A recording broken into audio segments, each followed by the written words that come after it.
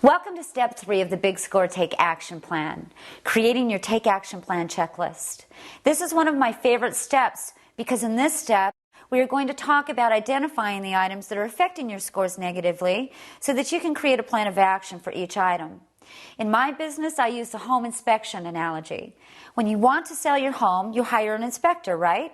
They make a detailed fix-it list of the items in need of repair, and the theory is that the more items completed on the list, the more you will maximize the value of your home. Well, it's the same with credit.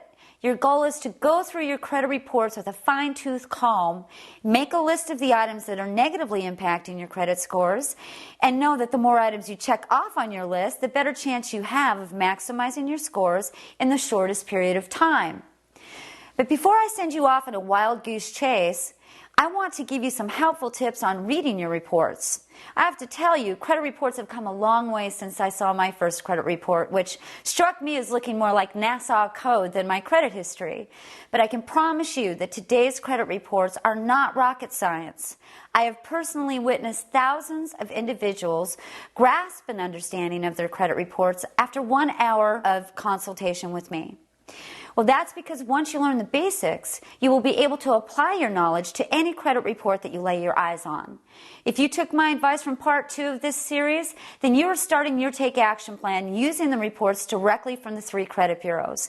And now I want to share some helpful hints on what to look for as it relates to the format of each. Now, with Equifax, they mix positive and negative trade lines. This makes the Equifax credit report a little more difficult to read than the other 2 bureaus. But as a general rule, Equifax will list public records first and most collections separately. However, sometimes collections are intermingled with the other trade lines, so it's key to review every trade line carefully and thoroughly. Late pays are listed at the very bottom of each trade line under the section title Account History with Status Codes, and the personal and demographic information is on the first page, with inquiries being listed in the back of the report. Now, Experian separates positive from negative all the time. And as a general rule, Experian will list public records first, then all potentially negative items, followed by accounts in good standing. Inquiries and personal and identification and demographic information are located in the back of the report. TransUnion follows suit with Experian by separating positive from negative accounts. And as a general rule with TransUnion, they will list public records first, then all adverse accounts, followed by satisfactory accounts. Personal and identification and demographic information are usually listed on the first page, with inquiries being listed in the back of the report like Equifax. Now, when most people look at their credit reports, they only focus on repairing the negative items. But it is here that I want to stress how important it is to understand that only 35% of your credit scores are made up of negative payment history, meaning that 65% of your credit scores are made up of elements that have nothing to do with being negative, but can bring your scores down. Here are some examples of what type of items would fall into the 65% area. Wrong or misspelled addresses, name spelling errors, good credit accounts not reporting to all credit bureaus, balances and limits reporting incorrectly, spouse social security information reporting on your credit report. All of these items are costing you credit score points.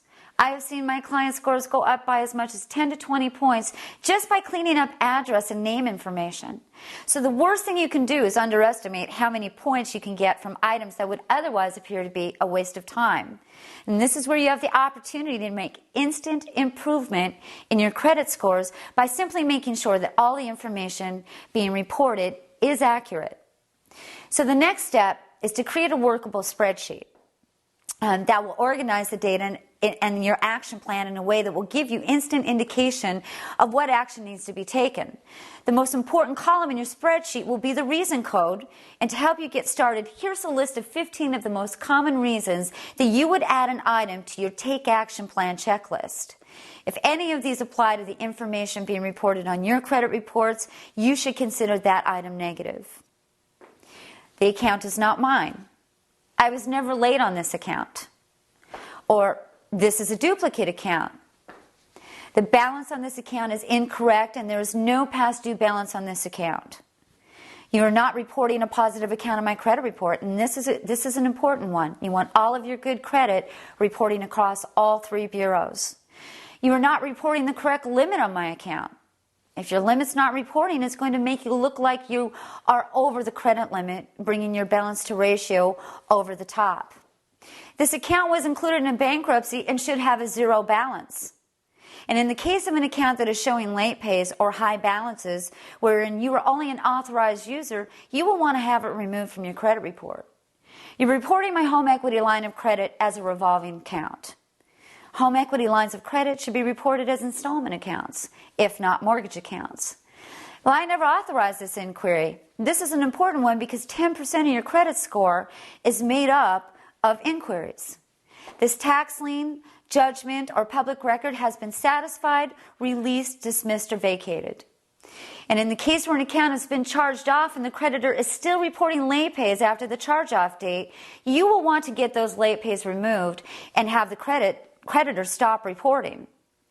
Here's another good one. The 7-year reporting period has expired on this account. You would think that they automatically fall off after 7 years, but negative items don't just fall off of your report.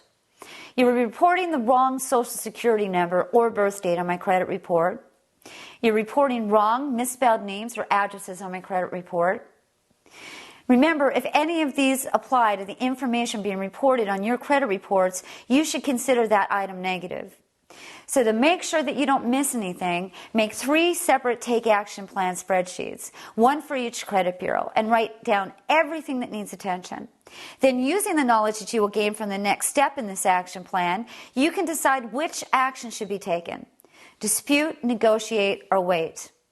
My best advice is that if you've determined that you can and should take action to improve your credit situation, once you finish your TAP checklist, half the battle is over. And all the action you take will serve you well, and sooner than you think. Thanks for tuning in to today's session of the Big Score Take Action Plan. Remember, the professional who sent this video to you is someone who is committed to not only helping you find that perfect home or qualify for mortgage financing, but is also committed to your overall financial health. And credit is a big part of that, more than ever before. So if you like this information, call and say thanks, and we encourage you to share it with your family and friends. You can also visit my site at creditresourcecorp.com to learn more about credit score improvement and to order your own copy of my book, The Big Score, Getting It and Keeping It. This is Linda Ferrari saying bye for now, and remember, it's never too late to take action.